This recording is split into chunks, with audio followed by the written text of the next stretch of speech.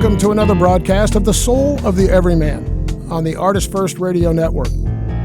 All past shows are archived. You can find them in podcast form at ArtistFirst.com. Want to send a question or comment? We'd love to hear from you. Hit us up at DJ@ArtistFirst.com. And now here they are, folks, the wise ones, Michael and Margaret Lyons. We're going to have to do something about that. Wiser. All right. I am wise one, number one. I will not be number two. Okay. She's wise woman, number one. And you people are very wise for listening to us, because this is going to impart wisdom. Can you feel the wisdom kind of like just coming out of us? Anyway, I am Michael Lyons. And I'm Margaret. And welcome to the Soul of the Everyman Show, where every moment is just wiser than the last one. And tonight's show, we will not be talking about wisdom. We'll actually be talking about maybe something which is actually a wise thing to do, though, which is to kind of embrace, or rather allow, to try and allow yourself to take the courage and take the sort of if the quote that we have up on the website, I'm not sure it's up there yet, but it takes the sort of, let's say, the radical step to not allow the people around you and their expectations for what you should be, and whether they approve or not of what you are or what you want to be, to rule you. Mm-hmm. And it used to be, back in the old days, it used to be that I think we kind of celebrated our self-empowerment, or our self-determination, especially when one reached sort of the age of maturity. You became an independent person, independent adult, and you were supposed to go off without worrying about whether somebody else thought it was the right idea, and sort of forge your own way in the world. And this was sort of a rite of passage. You were given the freedom to fail and to refuse advice and to do something that everyone else thought was wrong, and everyone else would say, well, that's just their business. That's your business. You go right ahead, it's your business, and you do whatever it is that you feel is the right thing to do for you. And I'm not going to sit back and say, well, and even if I did, it was considered sort of you're being a busybody. You're poking into something which is not your affair, and offering your opinion, which is unsolicited. Well, now... Well, it's just the phrase that used to be common is mind your own business. Exactly. And nowadays, everybody else wants to mind your business. So it's not as common as it once was, mm-hmm. where you accepted the fact that this is your responsibility, your purvey, and you have say over it. Now people are like, well, if you're one of us, you've got to do this, which is pretty much what you did in high school. You're going to be part of my group. You got to do this. And it's like, what?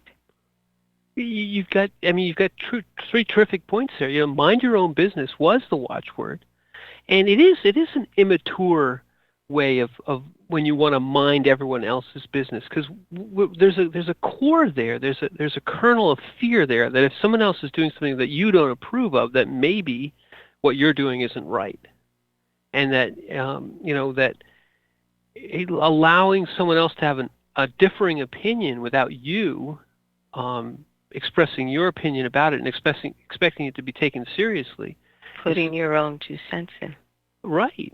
Or exactly. It used to be mind your own business, and now it's you've got to. I'll tell you what you should be doing. I'll tell you what you should be doing. It's completely gone in the opposite direction, where in essence people feel very free to express their opinion in the most really impolite and rude terms, and that their opinion about what you're doing should matter. And what I find interesting is this attitude is what the 60s generation was rebelling against because they didn't want to be told. But now it's all turning around and doing the exact same thing to the younger generation. And you sit there and you go, so that was only applicable to your generation, right? Or our generation. It's like, yeah. what is going on here? Right. The whole idea of you said it before, when if you say to someone, mind your own business, what you're really saying is, I'm taking responsibility for what I'm doing, and I don't care what you think about it. I'm not hurting you. And the converse is that, it's the endlessly offended. Right. Everything someone else does, not only do I have to have an opinion about it, but they can't do it if it offends me. Right. And the offense is the key word. It's, if I'm going to take offense, then you have to hear what I have to say. It's like the phrase that comes to mind, I didn't ask you for your opinion. Who asked you? Well, but those phrases were something I remember hearing repeatedly, and people just said them, and that was it. Everyone had their own stand. If you wanted to continue with the fight, you took it outside. You took it outside. I mean, it was mind your own business, and someone would pipe up their opinion. You look at them and say, "Who asked you?" As if to say, it's not only is it not your business, but your opinion was not asked for. It was not solicited. Therefore, don't butt in. Don't put your 2 cents in. And because what the whole thing is summed up in is that you were assumed to be a independent, and if you did something, you had a good reason to do it. You'd thought it out. You're taking responsibility. It's on you. If I'm not hurting you, if I'm not asking you to buy in, I'm not asking for your opinion, then you just mind your own business. Say, well, I wouldn't do that, but that's their business. Right. You say, I do it this way, they do it that way. It's a much saner way to run a country or a world. Because you go, if someone's doing something that you don't like, you go, well,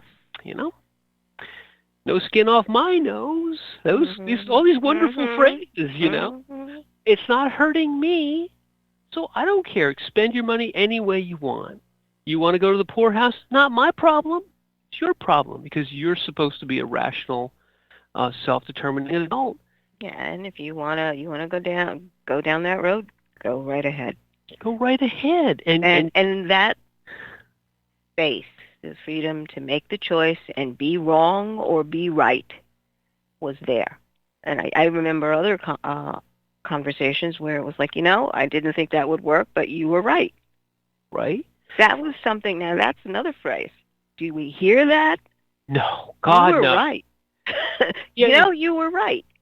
You never hear that. So what I'm saying is that it was more respectful to be able to say those phrases and have those points of view, because you are considered an adult, and if you can't take it, don't dish it out. There's another one. And to back it up, though, it was a freer way of living, because you weren't continuously monitoring everything around you and feeling the need not only to express your opinion, but that your opinion should matter. Now, the main difference, of course, is that you have so many social media venues where people can just put out their opinion, which is like, okay, you can put your opinion out there, but other people can have a different opinion. Okay, that's you. If you're allowed to voice yours, they're allowed to voice theirs. It's that simple. Well, you said it earlier. It's turned us, this idea of this constant social media and voicing, into this big high school clique.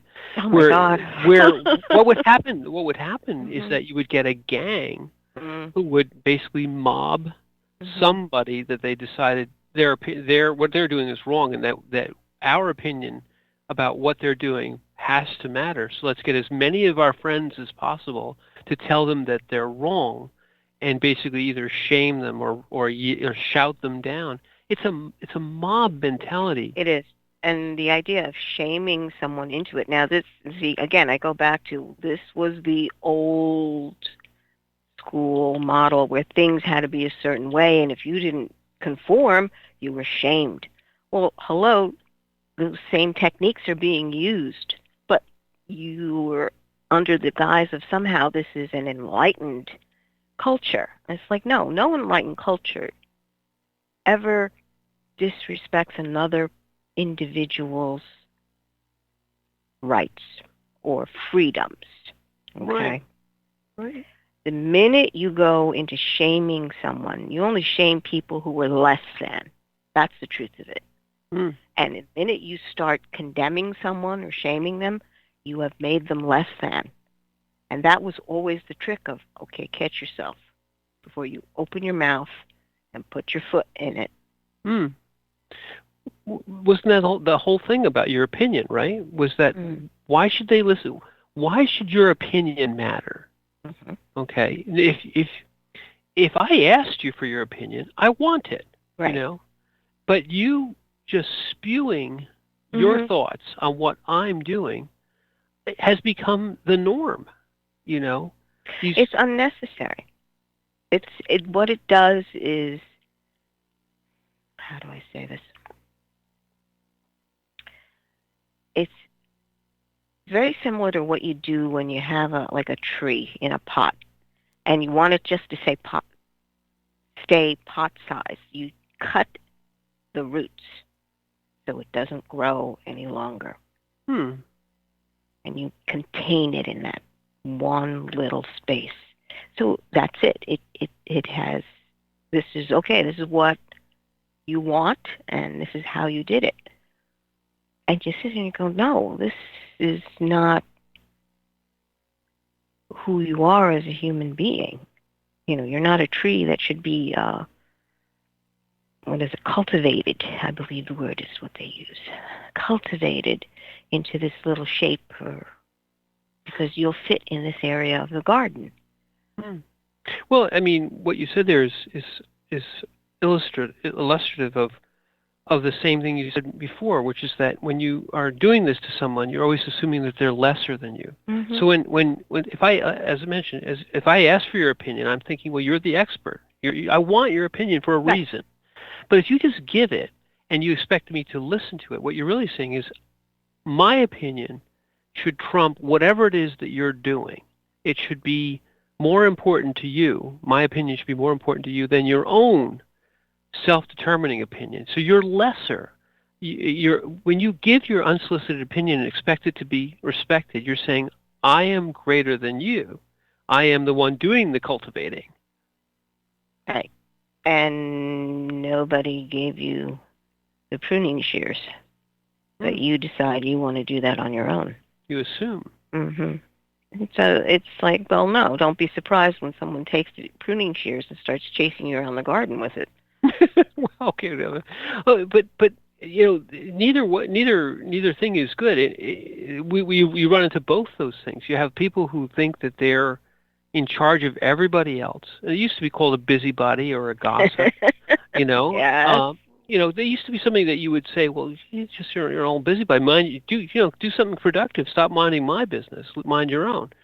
Well, that has become a cottage industry, minding other people's business, and then the reactions to having your business minded have become more and more sort of angry and volatile, and these charges.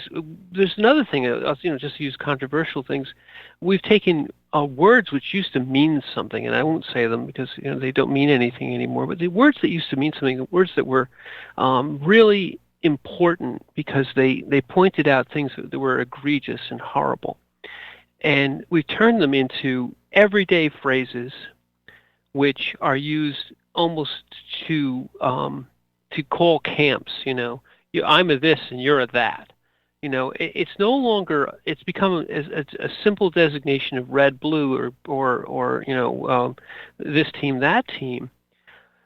But these words which were coined to describe some of the most egregious tendencies or behaviors in our society, and to really be something that should be shunned, and really be something that should be uh, uh, um, pushed out of an enlightened society, have just turned into this sort of just convenient bludgeon, convenient label. It might as well be a yellow six-pointed star, to say, well, you're lesser because you're that. You're this, and that means I can tell you what to do.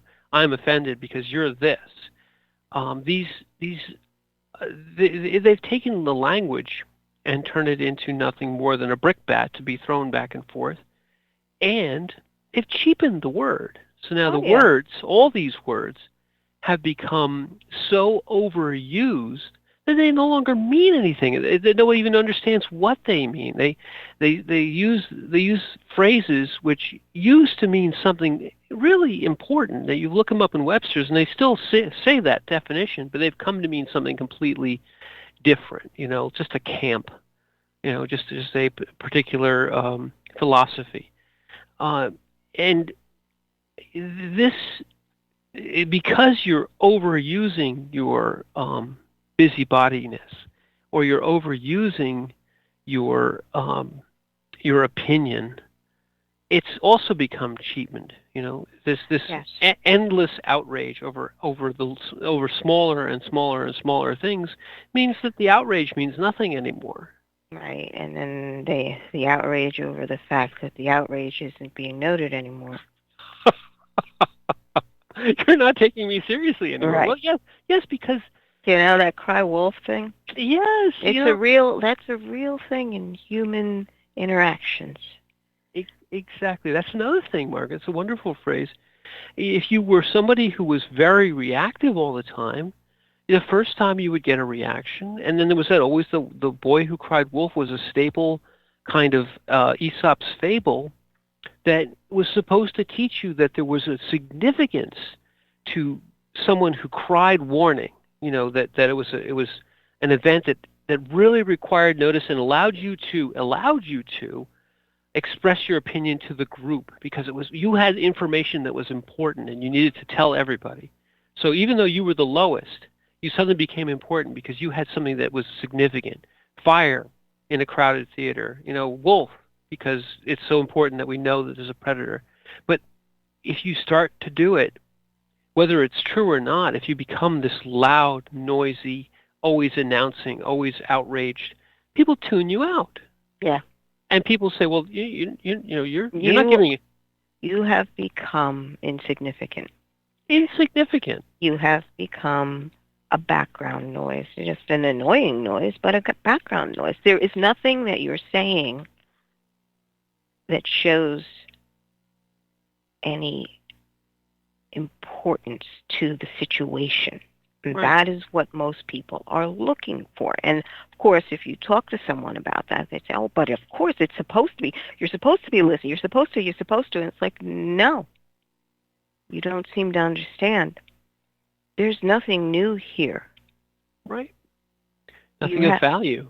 There is nothing that you haven't said before.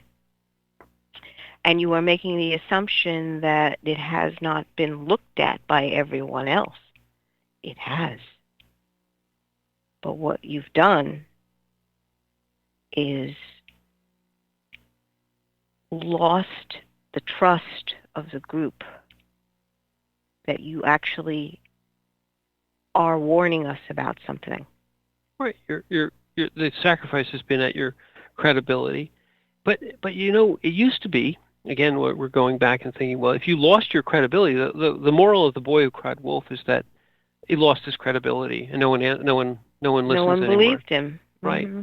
But in fact, what has happened now is that those who feel it is their special position to opine on everything else, when they find their pronouncements are turned into just background noise, the reaction has been to just get louder, to just yell even louder, and you end up with a cacophony of opinion and reaction, that the person in the middle who just is observing, or just even being the target of, or somehow seeing all this happen, you say, well, this has now become the new normal. This has just become the noise. Because we all of us as human beings, we come up to, we make what is constant into the normal. So if it's constant war, the war becomes the normal. If it's constant, screaming and yelling and carrying on about your opinion, well, then you say, well, that none of that matters anymore. You've cheapened the words to mean nothing. Now you've cheapened the alarm and the incredible outrage and all the wild gesticulations into nothing. Well, but you've taken away so much, because now it's very difficult to actually say something of significance. Something that really does matter gets lost. Oh, it can. It can. But it's not. Well, it's human nature is what we're observing. I mean, Aesop's fables has been around for a very long time. Aesop knew his humans. Yes. Yes. As well as the Brothers Grimm. There's another group of fables.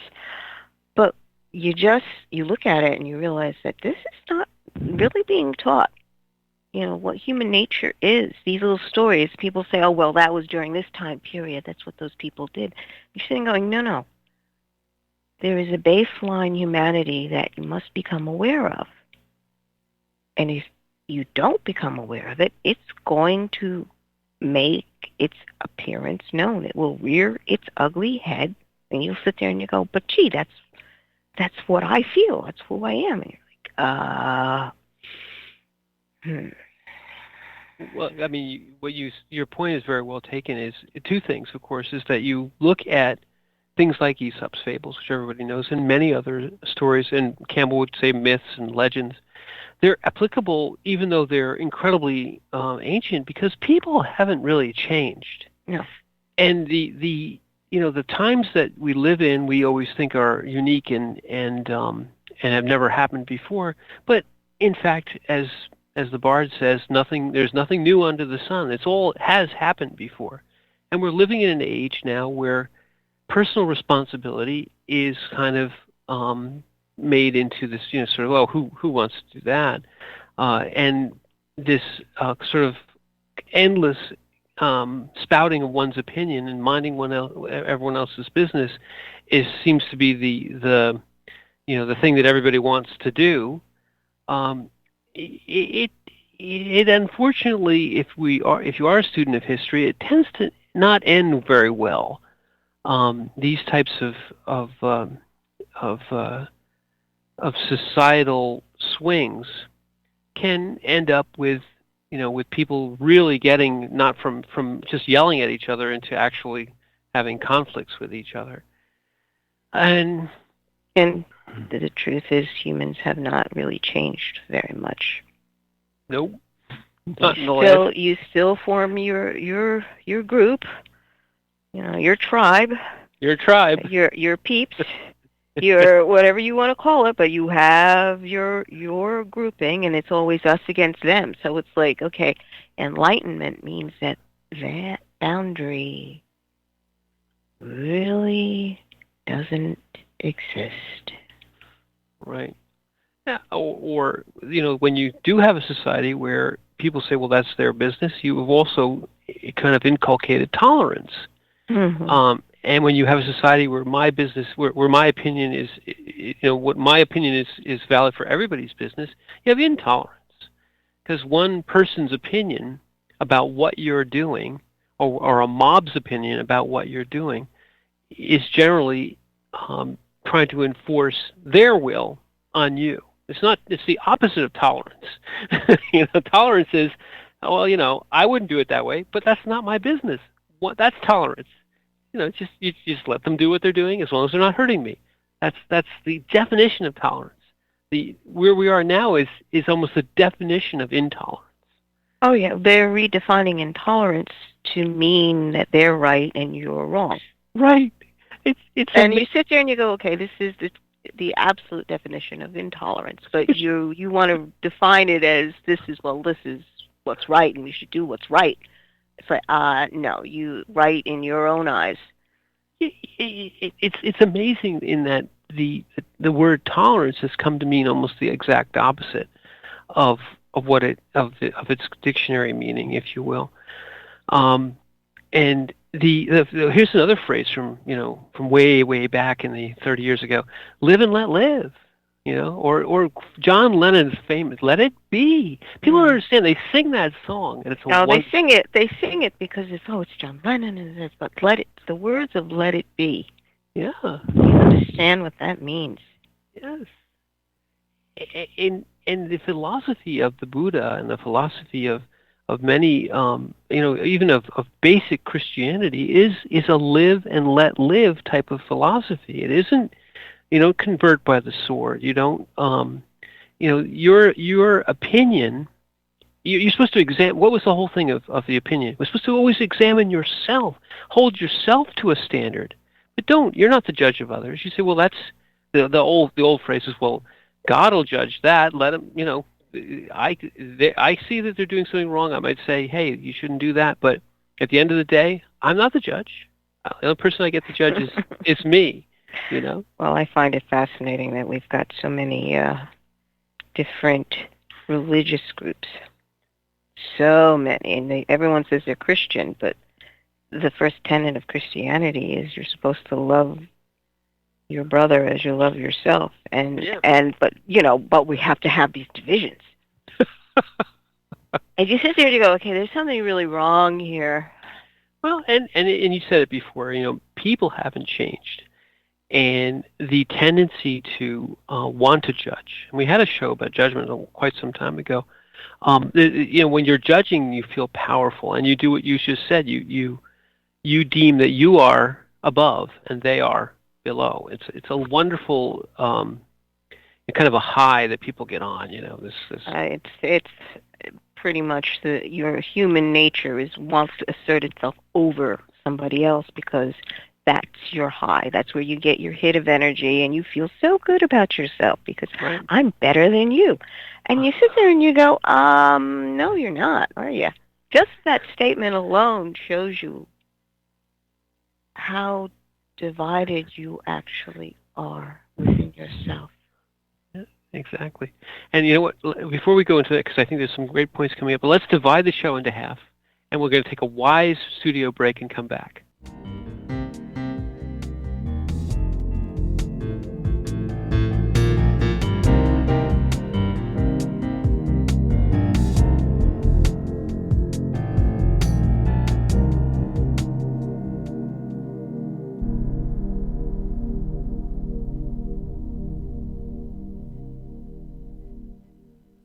The Fat Man Gets Out of Bed is the latest book from Michael Lyons, the award-winning author of There is a Reaper. Featuring 13 original stories, this wide-ranging collection has everything. Forbidden love, gods versus demigods, weird invading aliens, sexy seductive artificial intelligence, and unusual passion between the living and the dead. All set amidst fantastic worlds of pain and loss and boundless joy. From the sublime to the macabre to the bittersweet, The Fat Man Gets Out of Bed will leave you breathless with laughter, brimming with tears, trembling with suspense. Available now on Amazon.com, Google Play, iTunes, Kobo, and fine e-tailers everywhere. The Timeless Esoterica radio program with Dr. Bruce is broadcast on the fourth Monday of every month at 8 p.m. Pacific, 11 p.m. Eastern, on ArtistFirst.com.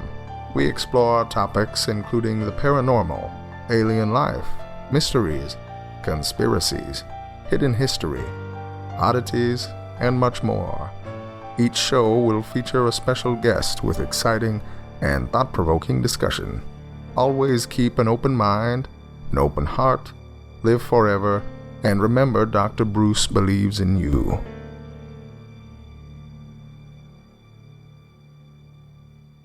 Rick Riordan fans, love mythology with plenty of action and humor?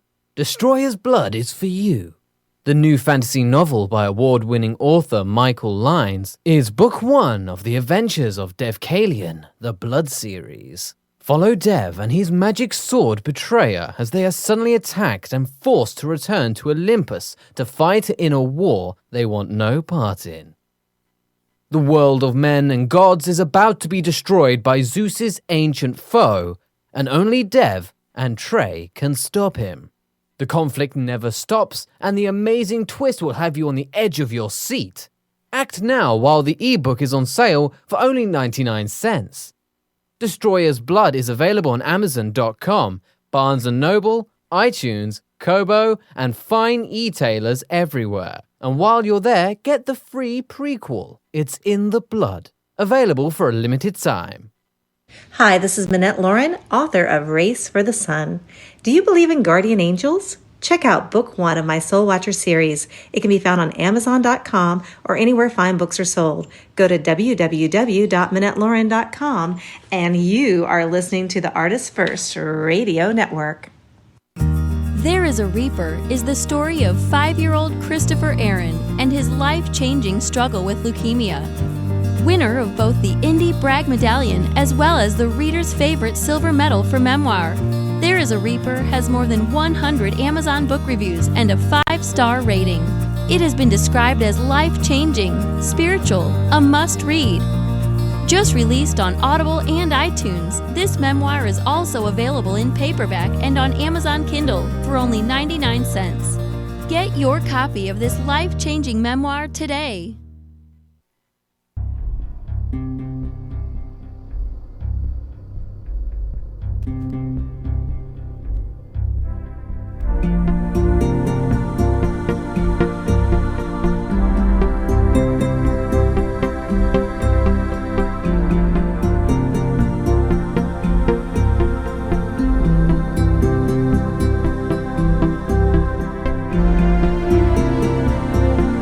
You are listening to The Soul of the Everyman on the ArtistFirst Radio Network. Let's get back to your hosts, Michael and Margaret Lynes. Thank you very much, Z-Man. And this is the wise ones. We are changing the name of the show to the No, wise. we are not. No, we are not. We'd like your opinion on that. No, we wouldn't. Mind your own damn business. That I really do come back to that. That is the key. And I think if more of us would just say, mind your own, business, the world would be a happier place. And then, nothing's Pollyanna. It is also, if you do nothing but mind your own business, you could be an Ebenezer Scrooge or something of that nature. You could be totally self-absorbed. But there's a certain respect which I think we no longer give to people who are supposed to be adults, and they don't even ask for it. There's the idea that one would grow up, and you said it last half hour, and assume responsibility for your own life and your own actions, which means two things. It means that you can tell people to mind their own business, and it also means that you screw up, you pay for it. Right. It's risk reward. You know what? Right now, it happens in business. Businesses want to invest, and if there's a big benefit, big payoff, they want to take all the money. That's mine. Yeah, they want to be the first in line to receive. But if there's a big screw up, they want to make it someone else's fault. Right. And that's a lovely thing if you can get away with it. But in fact, if you're going to risk all, you should be rewarded by all. If you put in all the sweat equity and you put in all the money, then you own the rewards. But to the extent that you're hedging your bets, you want someone else to share the risk, that means they should get some of the reward. But they want to have it both ways. No, they want it both ways. Right. And it's very, that's another story. That's like... But it's the same story, I think. In the sense of mind your own business, it's if it's my business, that means I get to screw up. And your opinion on even how I screwed up or how I succeeded shouldn't matter that much to me, unless I'm trying to sell you something. And then that's a different relationship. But if you're just standing on the sidelines, and I'm not putting myself, remember the whole thing of, if you put yourself in the public eye and say, look at me, listen to me, then everyone's opinion matters because you're trying to attract attention. But if you're just minding your own business, focused on what you want to do, not hurting anybody else, someone's opinion about what you're doing should be almost like a who asked you? Get out, get out of here. Who made you king of the world? That's the other wonderful phrase.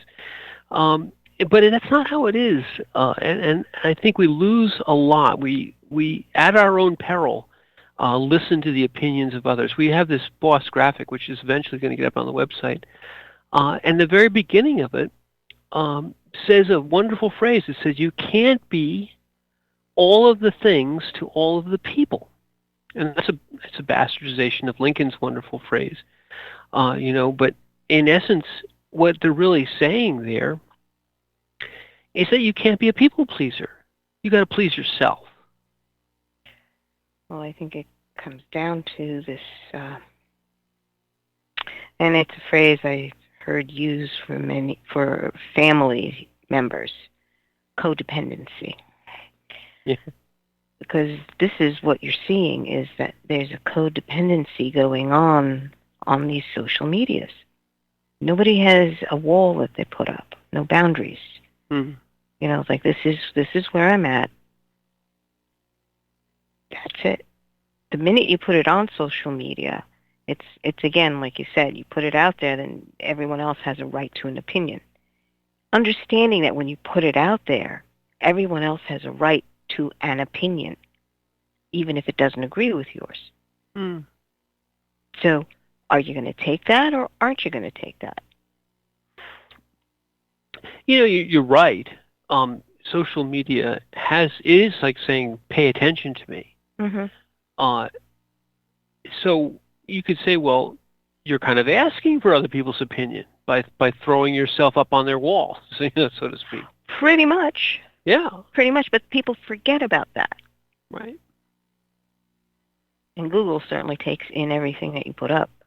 Well, yes, they do. and things that you don't put up. Right. But I think we've lost. I think actually that we've lost some of the things that we thought we were doing that weren't in the public eye. And I don't mean that they're sort of nefarious things. I just think that they're the everyday things that you took for granted, that your everyday actions weren't under the scrutiny nor needing the approval of anyone else, because you were acting like a normal person doing normal things. And if I want to brush my teeth with raspberry jam, it's none of your damn business. And people go, raspberry jam is not the best thing for you. Yeah, I know that. I think it tastes good. But the fact that somebody could feel the and this happens all the time. People take a video or a picture of someone unsolicited that's just passing by, and then they post you on social media, and all of a sudden you and these unfortunate people become this sort of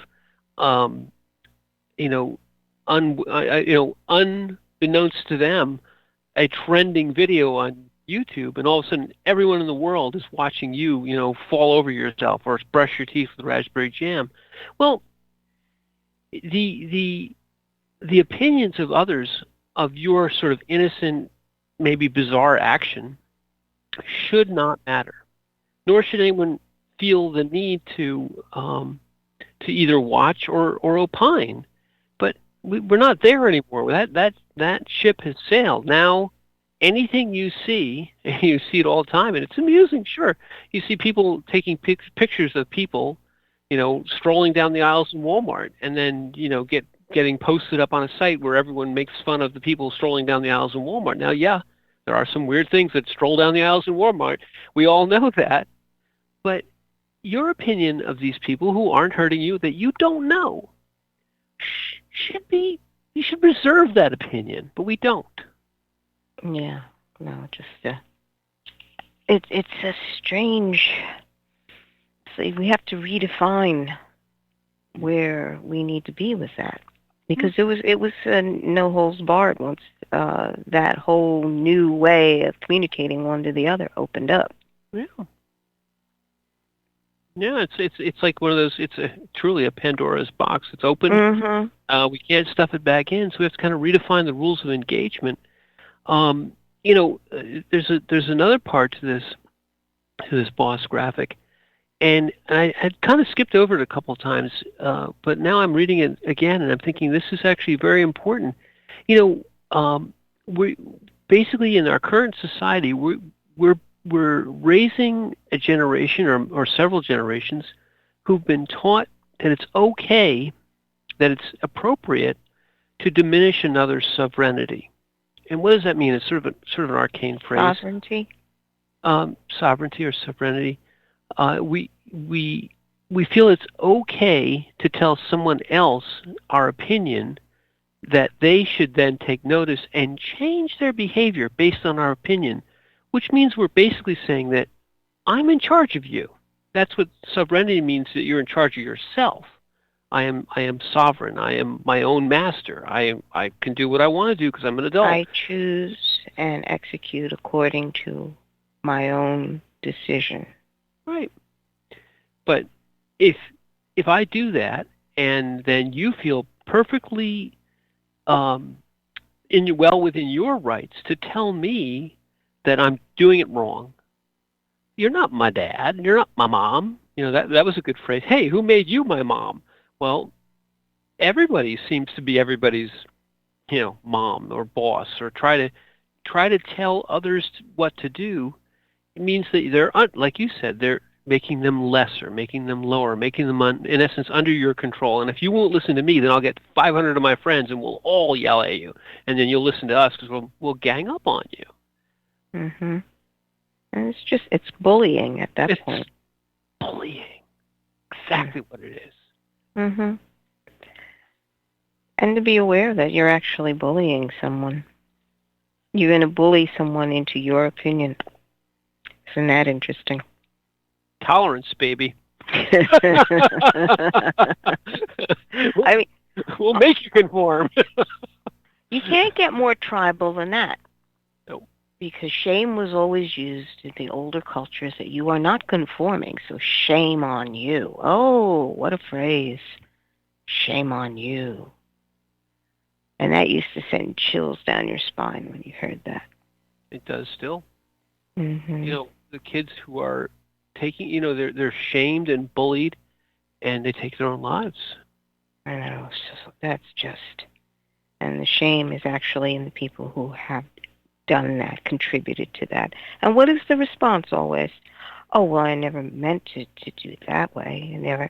As if you didn't understand that the ganging up element of it is applying pressure. And so your pressure, you want it to matter so much that this person decides to take their life because they are so unhappy. So are you proud of it? Oh, well, I never meant. Well, then it's still on you, believe it or not. Well, that old phrase that a mob has no mind, and a mob has no responsibility either. That's what they want. This is what happens in these situations. They take their opinion, say, you won't listen to me. Well, you'll listen to 500 of me, or 5,000 of me, and that's considered okay because we're bullying for the right reasons. We're making sure that they conform to the right way of doing things because it's tolerance, baby, And that's the real insidiousness of this. It's evil because you are taking away another's right to decide, and you have no right to take away another person's right to think and to be. You have no right. You wouldn't like it if someone did that to you. Oh, remember that phrase. You wouldn't like it. And, of course, the response, well, I'm not that person. I'm not that thing that's over there that I decided that we should pick on. Oh, you're not, are you? I see. Isn't it wonderful and isn't it lovely? Because that's the thing. Would you like it if it was done to you? Do unto others as you would have them do to you is the old phrase. But you always say that to the kids. You took that toy from them. Would you like that if they did that to you? It instantly turns it around. A tolerant society. Or you would basically say, okay, my toy. Well, that's the discipline portion of it. No, but I mean, it's okay. That's mine then. And suddenly it's been done to the one that had taken it away. But it's like everybody doesn't get to play. Now here's the repercussion. Nobody gets to play with this toy. Oh, that's not right. Someone should play with the toy. If she's not playing, why does she have it? Well, but the whole idea of teaching that way is to do what you said before, which is that, I'm not that person. They're not doing it right, so all the rest of us are going to gang up on them too. You wouldn't like it if it was done to you, and you have to teach that. It's almost that if you've never had that lesson applied to you, you haven't learned that the hurt, the pressure, the imposition of tolerance is something which is very painful. And if you want to take that step, it's a very significant step to have to do that. Sometimes societies have to do that. You have to say, murder, bad. All of us say it's bad, you're going to jail. Because it's murder, people. You must be removed from society because you cannot be trusted with life. With life. With something very, very significant. Mm-hmm. And so that when you take that, which is an appropriate use, because we're talking about life, and turn it into using that same amount of societal weapon, because it is a weapon, weaponize opinion by that way, using that against somebody who just wants to brush their teeth with strawberry jam because you don't like that, and turning them into someone that has to be ostracized and pushed out and made the pariah, is the fine line between enforcing life, defending something very, very important with something very, very powerful, and using something very, very powerful to just eradicate those with whom you just disagree. They're not hurting you. They're not taking your life away or taking away your property. You just disagree with them. But since I disagree, bam, hit them with the giant hammer. Silliness. It's a child's response. It is. That is a child's response. If you've ever had to deal with small children, that is exactly their response. One doesn't agree with the other, and then suddenly it's all-out warfare. They got to kill the other one. They go right for the throat, usually. So you have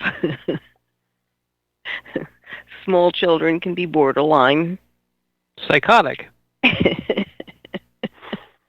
They have to be civilized. They have to be taught that, you can't just fly off the handle because someone's not agreeing.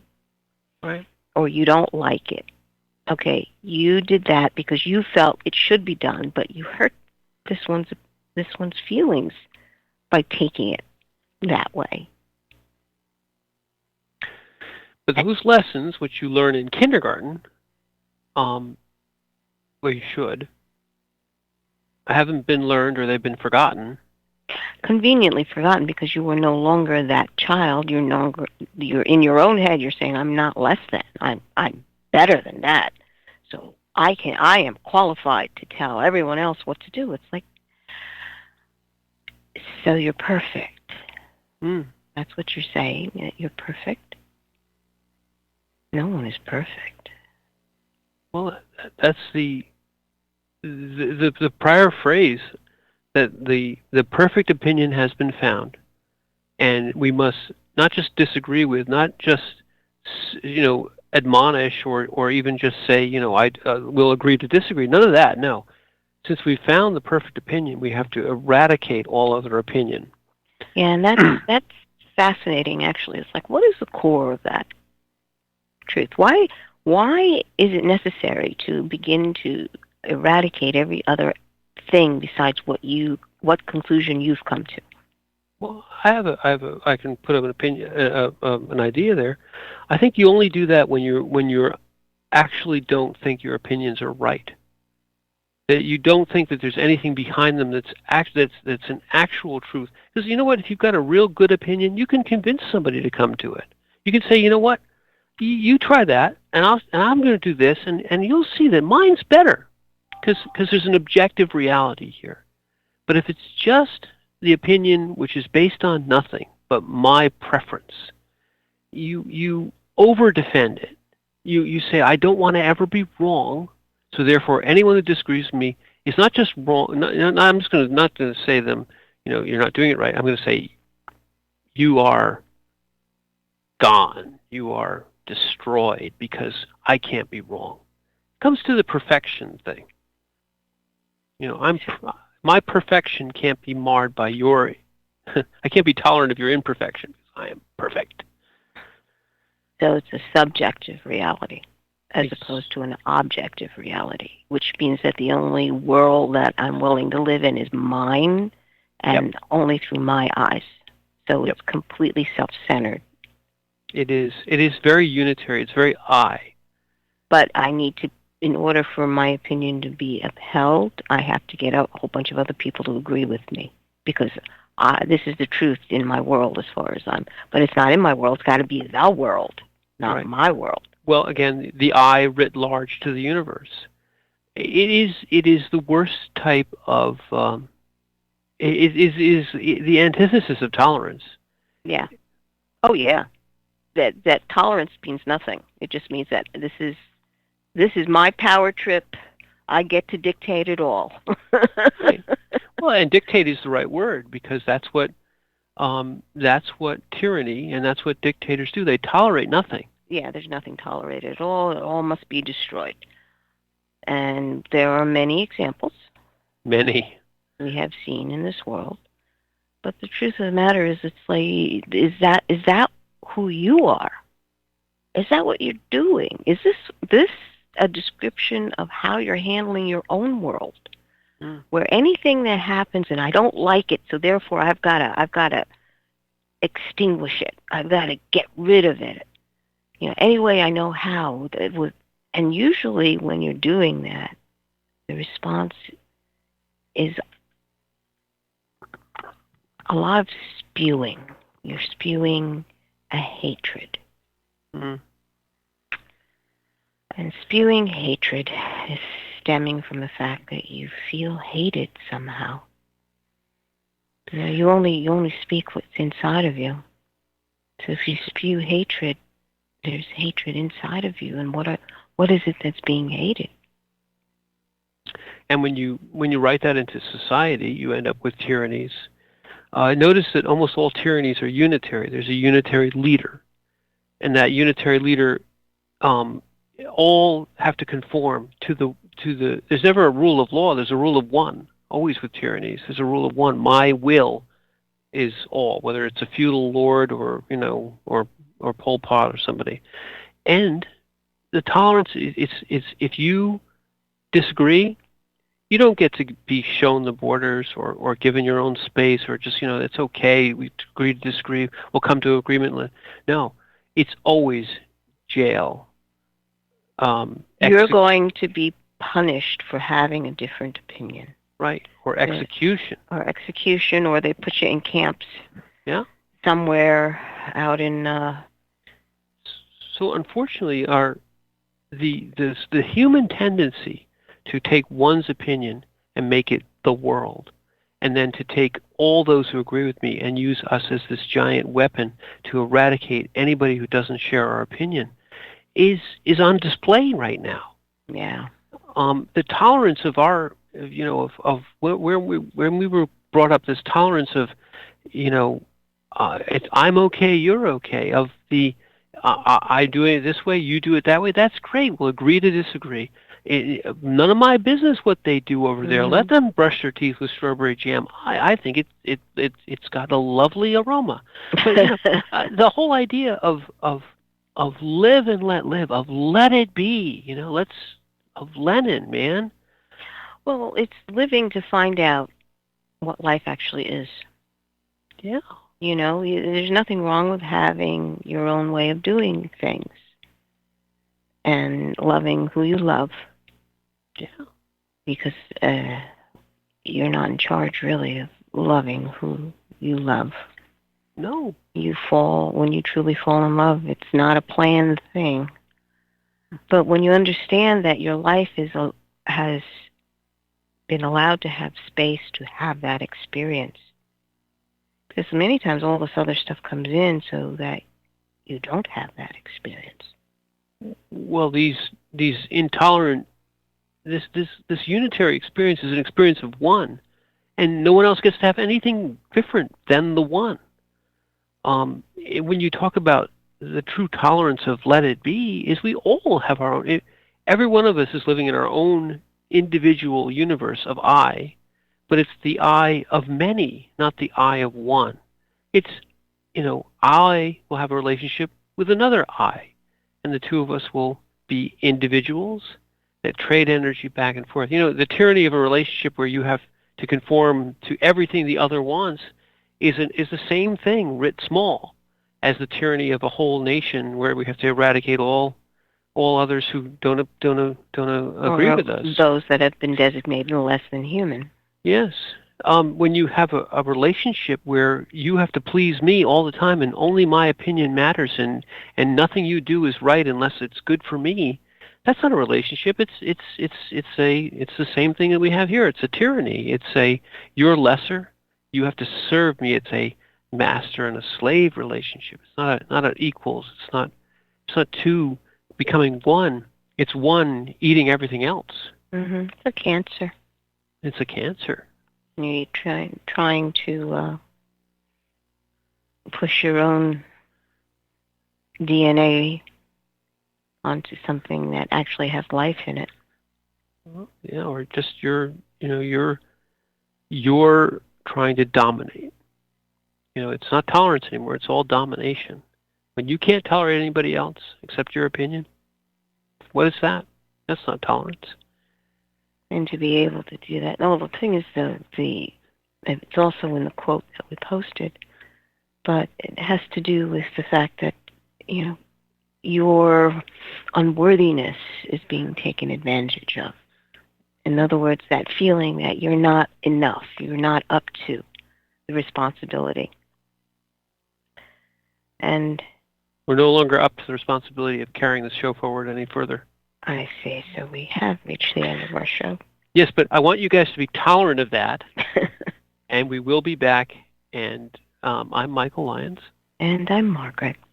Thank you for listening.